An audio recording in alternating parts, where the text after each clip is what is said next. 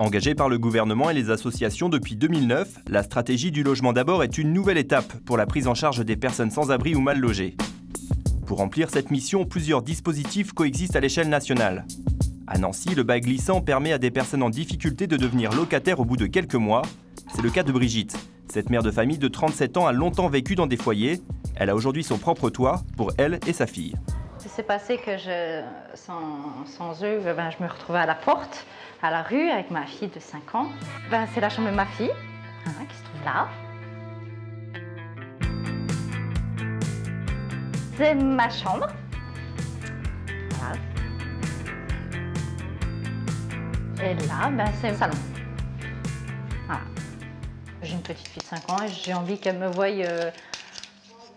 plus forte. Qu'elle ne dise pas oui, on habite dans un foyer et non chez nous, quoi. Dans 6-7 mois, l'appartement, ce serait à mon nom, pas au nom de Lars. Et ça change quoi que ce soit votre nom? Plein de choses. Ça voudra dire que j'ai mon appartement à moi.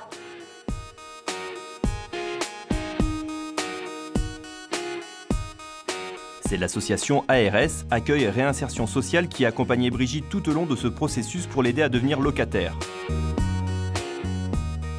Des demandes de logement sont faites auprès des bailleurs HLM au nom des familles, mais c'est l'association qui est locataire. Les familles sont occupantes de l'appartement avec un accompagnement social que nous menons, et à l'issue de l'accompagnement, si tout va bien, que les problèmes sont réglés et que la personne est en capacité de pouvoir occuper son appartement et qu'elle remplit notamment 3 conditions essentielles pour le transfert de bail, qui est le paiement de son loyer et de ses charges, la bonne occupation de l'appartement et qui est des bonnes relations avec le voisinage.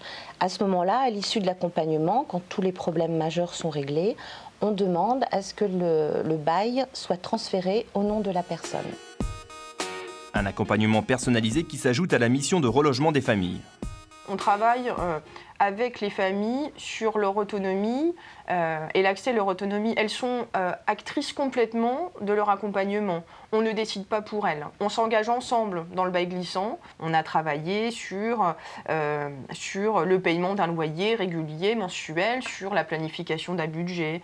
On a amélioré la capacité de la famille à investir le lieu qu'elle habite, à l'entretenir, à avoir un mode de consommation qui est adapté. C'est tout ce travail-là qui fait qu'à un moment, l'autonomie est atteinte pour se maintenir durablement dans un logement. Ici, ce sont 30 ménages, soit près d'une centaine de personnes qui ont bénéficié de cet accompagnement en 2010. Une réussite liée au partenariat entre les associations et l'État. C'est un dispositif que l'on soutient depuis très longtemps donc au niveau de l'État, puisque ça fait plusieurs années maintenant, depuis les années 80 même. On l'a soutenu au regard de son caractère au départ innovant et puis par toutes les qualités qu'il a démontrées dans la prise en charge des usagers. Initialement centré sur Nancy, on l'a développé depuis plusieurs années sur d'autres territoires. On réfléchit actuellement à développer cette modalité de prise en charge sur l'ensemble du département en lien avec d'autres opérateurs. Un des points forts de ce dispositif est justement de pouvoir accompagner les personnes globalement, parce qu'il s'agit bien d'une prise en charge CHRS, mais de les accompagner dans leur futur environnement, en fait. Et ce qui permet à la fin de la prise en charge de ne pas être sur un nouveau changement, mais de bien être sur une dynamique plutôt de continuité. Les personnes sont dans leur futur environnement, intégrées, les enfants, lorsqu'il y en a, sont scolarisés. Donc on est bien sur la notion de continuité et de dynamique. Voilà. D'autres dispositifs s'adressent à des populations plus fragiles. À Paris, dans le 20e arrondissement, la maison relais des Petits Frères des Pauvres, ouverte début octobre, accueillera à terme 23 locataires, 20 hommes, 3 femmes, tous des célibataires de plus de 50 ans. Veuillez entrer, s'il vous plaît. Ça, c'est le chez moi, ça. Depuis combien de temps? C'est quoi ton Ça fait presque un mois et demi.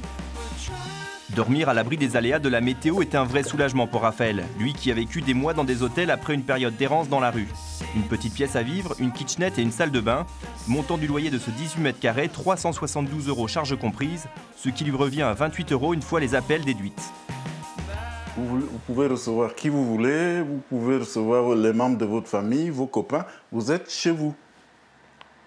Voilà. Mais rien que ce mot « chez vous » vraiment est très très lourd de conséquences. C'est-à-dire que quand vous recevez vous recevez ça comme une bénédiction en disant « mais c'est pas possible ». Est-ce qu'on peut... Je me sentais complètement perdu. Maintenant, voilà que maintenant on me reconsidère comme un humain, quoi. En me disant, vous êtes ici chez vous. Mais c'est pas croyable.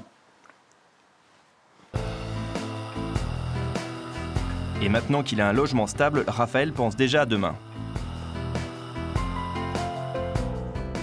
Je ne veux pas me satisfaire de sortir d'une situation difficile et se dire, tiens, je me croise les bras maintenant, il n'y a plus rien à faire. Non, non.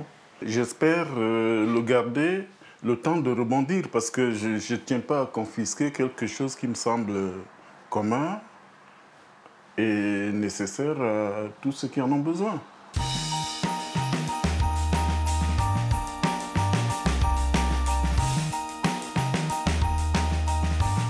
Pour cette maison relais, ils sont 3 accompagnateurs à se relayer en permanence. Nous avons 23 studios ici. On est réellement sur du studio, pas sur de la chambre. Donc on est sur des espaces à vivre avec une cuisine, une salle de bain, où chacun est censé assumer son quotidien, cuisiner, etc., etc. Le principe de la pension de famille, c'est d'être à mi-chemin entre l'autonomie des personnes qui y vivent et des temps dits collectifs. Autrement dit, agir en soutien des locataires au quotidien, en fonction des besoins, des limites, des desiderata des uns et des autres, et en même temps tâcher de favoriser l'autonomie de nos locataires. Donc c'est un travail où on va tâcher de s'adapter au quotidien, de repérer un petit peu les carences, les lacunes, les difficultés des uns et des autres, et de pouvoir travailler en conséquence. En complément des approches traditionnelles de logement d'abord, l'État continue d'innover en matière de logement temporaire, comme Solibail mis en place depuis fin 2008 via la DRIL Île-de-France et le GIP Habitat Insertion Sociale. Bonjour Madame Touré. Bonjour. Alors on y va. Oui, ça va. Ça va et vous? Oui. Allez. Donc vous commencez à être bien installé là? Ouais. Ça va? Ça se passe bien? Oui, ça passe bien. Ouais. Oui. Le boulot? Oui.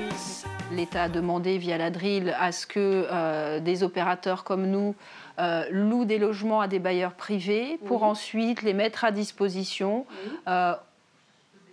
des familles qui sont normalement jusque-là logées à l'hôtel.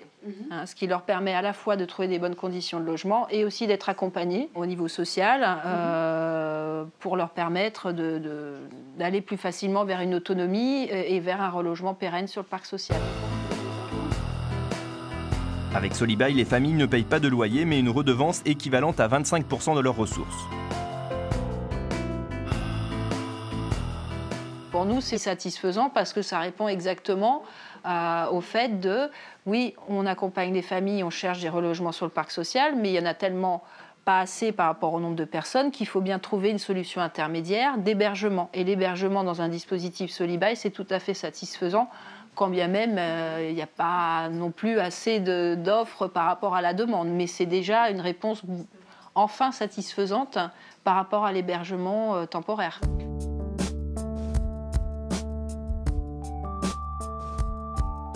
Les études le démontrent, près de 30% des 100 000 personnes vivant durablement dans la rue souffrent de troubles psychiques graves. C'est pour cette raison que le programme Un chez soi d'abord est en cours d'expérimentation à Lille, Paris, Toulouse et ici Marseille. Les gens qui sont depuis très longtemps dans la rue, ce sont souvent des gens qui effectivement cumulent des vulnérabilités, des pathologies, et qu'à partir de là, c'est sûr qu'il va falloir les accompagner de façon un peu plus intensive, au moins au début. Déjà expérimenté aux États-Unis et au Canada, le programme porte sur 2 groupes de sans-abri. Un premier groupe témoin bénéficie du dispositif classique d'assistance. Le second groupe expérimental obtient un logement durable et est suivi de manière intensive par des psychologues, médecins et travailleurs sociaux. On choisit un certain nombre d'indicateurs pour vérifier ou pas l'efficacité, et en plus on mesure le coût efficacité et le coût social.